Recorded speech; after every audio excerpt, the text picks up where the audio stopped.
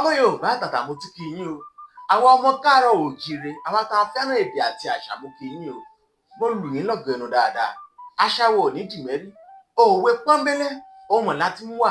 Àwọn òwe tá a máa ń pa nílẹ̀ Yorùbá tó jẹ́ pé a kàn máa ń pa á kù láàbọ̀.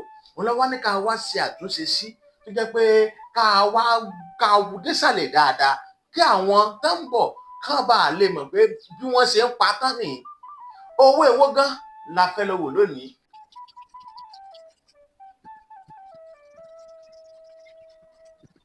Tí Yorùbá bá ní afínjú wọjà arìngbẹ̀ndẹ́kẹ́ ọ̀bùn wọjà apàṣẹọ̀ṣọ̀ àti ìpátán, báwo wá ni Yorùbá ṣe ń patán?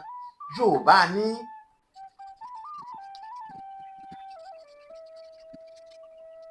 ọ̀bùn tó bá rìn ṣìọ̀ṣìọ̀ ní òrù ẹrù afínjú wọlé àpátán rẹ̀ nu bí Yorùbá ṣe ń patán nù. Ọmọ Yorùbá ni mí, ọmọ Yorùbá nìran mi, ìbà fún Èjìrẹ́ lórúkọ mi o. Yorùbá dùn, kódà ó dùn bí àgbáyùn. Ẹ bá mi pín káàkiri o.